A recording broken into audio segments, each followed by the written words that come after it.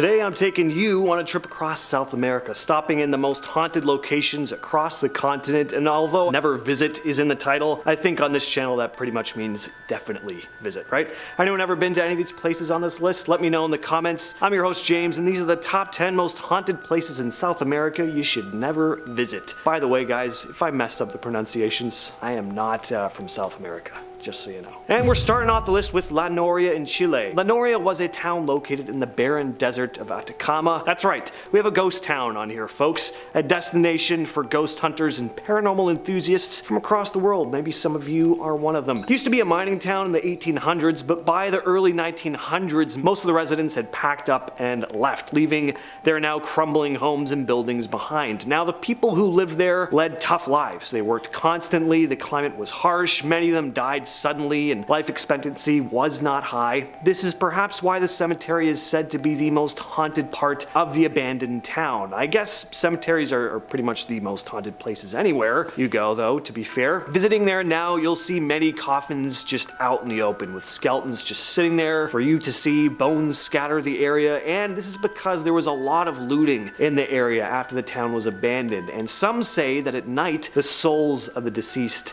angered by the tampering of their graves, rise from their graves. Yeah, I gotta go there. Just the 112th place I have on my list since I started making these videos. Next up, we have the Vampire of Pisco. Now, looking at images of this Peruvian town, I just gotta start by saying, looks lovely. I would definitely visit, but just be warned, you could run into the ghost of a vampire lady if you're not careful. So, our story actually begins in England in 1913, where a woman named Sarah Ellen Roberts had been executed for being a witch. Some say she had even been bitten by Dracula himself and was one of his wives, a vampire witch. That's one dangerous woman. Right before her death, she warned that she would return from her grave in 80 years to exact vengeance. The Church of England believed her corpse to be too cursed to bury on holy ground, so her actual husband, not Dracula, sadly, a man by the name of John Roberts, probably the most average, uninteresting, basic name possible, decided to take her body elsewhere. And John traveled all across Europe. No one would have her. He tried Chile, Argentina, with no luck until his quest eventually landed him in Pisco, Peru, where he finally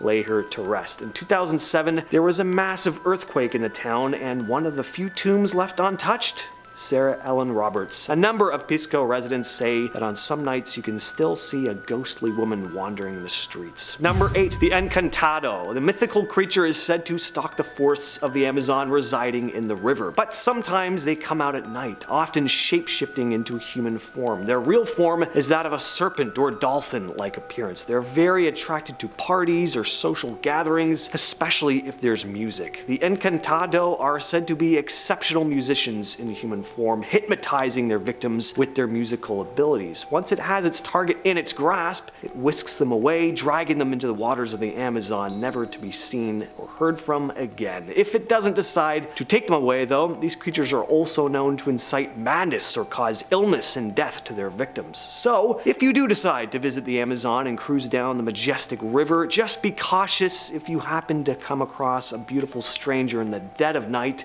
with incredible musical talent. Next on the list, we have the Recoleta Cemetery in Argentina. This Buenos Aires cemetery has quite the storied history, with several notable Argentines having been buried there. One of the more harrowing tales tells of Rufina Cambaceres, who met a gruesome end at the cemetery. Honestly, this is one of my absolute worst fears. Rufina had a privileged life. She was born into a wealthy family. She was popular. She really lived it up. But unfortunately, it was short-lived. In 1902, she suddenly collapsed and was pronounced dead at only 19 years of age. She was placed in a coffin, and she was sealed at a mausoleum at this cemetery. But just a few days after her funeral, a graveyard worker was in her crypt and noticed that her coffin was slightly ajar. And as to why he was in the crypt, I don't really know. I don't know what crypt keepers do. I tried to look it up. All I got were descriptions of the 90s Crypt Keeper series. Great show, but not really what I'm looking for, so let me know in the comments if you know. Anyway, the man opened her coffin, and to his horror saw that there were scratch marks on it. Rufina Josefina had been buried alive, essentially. Some say that her shadowy figure still roams through this cemetery at night. Number 6, the Rosario Mine. This mine, located in the Cerro Rico mountain in Potosi, Bolivia, is exceptionally dangerous. For centuries, miners have descended into the bowels of the earth, braving treacherous conditions in search of silver and other valuable minerals. The working environment is pretty harsh, with cramped and unstable tunnels, limited ventilation, and this constant threat of collapse. Miners work long hours, physically demanding labor, often exposed to harmful dust and toxic fumes, leading to health issues and a shortened life expectancy if they don't die in the mine. Over the centuries, millions of miners have met their end here, but despite all that, the nature of the job continues today, and with all the deaths that have taken place there, it's no surprise that many of the miners believe it to be haunted by the spirits of those who perished in its depths. And many of them claim to have experienced eerie and unexplainable phenomenon within the dark confines of this mine. Miners often pay homage to El Tío, the god of the underworld, whose altar sits at the entrance to the mine. Miners offer cigarettes, alcohol, cocoa leaves to El Tío in hopes of receiving protection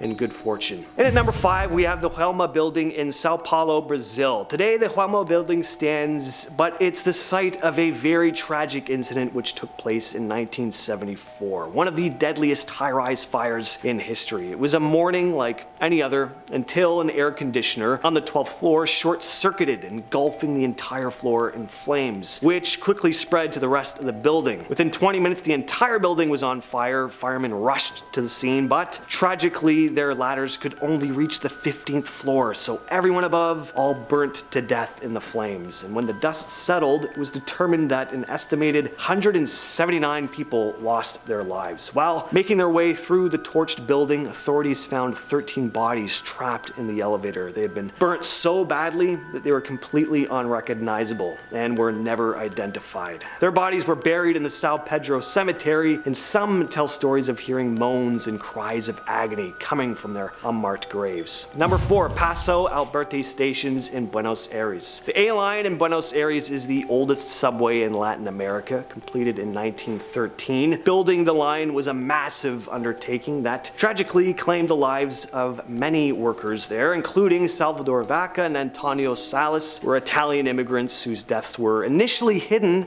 as accidents, but later revealed to be due to pure negligence. Some think that their spirits, along with others who met their ends during the construction, wander through the tracks at night. Some have reported hearing footsteps and catching glimpses of these ghoulish faces passing by the windows as the train speeds down the tunnels. People claim to see white translucent figures in the dark tunnels of these abandoned tracks, and some workers have even witnessed security cameras mysteriously turning off at night only to capture this eerie white figure when turned back on. Phantom Bride in her white gown is said to kind of roam the tunnels, and it leads to speculation that maybe she was abandoned at the altar or met a tragic fate on her wedding day, perhaps throwing herself onto the tracks. Who knows? Number 3, we have the Castillo San Cristobal in San Juan, Puerto Rico. This one has something of a tragic love story behind it. That's exactly what it is. This military base was built by the Spanish during the Inquisition. The executioner at the base had a daughter, Maria Dolores, who ended up falling in love with a thief named Bentoncourt. Bentoncourt was eventually arrested for his crimes and sentenced to death, and who executed the man? Maria's very own father, of course. And Maria was unaware of her lover's death until she discovered his remains in the gallows one day. She was so heartbroken and devastated that she ended up taking her own life right there and then. It's said that the lover's spirits still haunt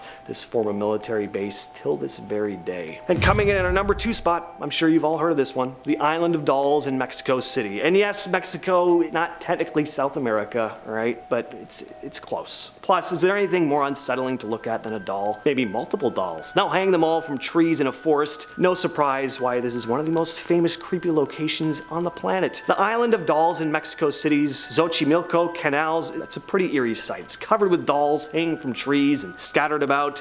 It's their dead eyes and messed up faces. Story goes that a man named Don Julian Santana Barrera started hanging the dolls in order to appease the spirit of a drowned girl they found in the canal. Lots of people think that the island is now haunted. They say the dolls move their heads, whisper, and make spooky sounds. The Island of Dolls has become quite a tourist attraction. Some say the place feels like you're being watched by these ghostly forces. And finally, we have the Casa Matusita. Lima's Casa Matusita is a haunted residence that instills fear in people for a pretty good reason. It's got some dark history that dates back to Peru's colonial period, when a woman of Persian descent became its first notable resident. Accused of witchcraft during the Spanish Inquisition, she was sentenced to death and cursed the land before burning at the stake. And so things only got worse when a wealthy and cruel landlord built a large home on this cursed plot of land. He mistreated his staff, and he unknowingly pushed them to seek revenge during a high-profile dinner party. The staff spiked guests' drinks with hallucinogenic, but their prank kind of backfired tragically when the guests started brutally massacring each other. Decades later, the Matusita family moved in, setting up a business on the first floor, and a violent incident occurred when Mr. Matusita discovered his wife in bed with another dude, causing the man to snap, take the life of his wife, her lover, and finally himself. With all that said, I've been your host James, and I'll catch you, yes, you specifically, in the next video.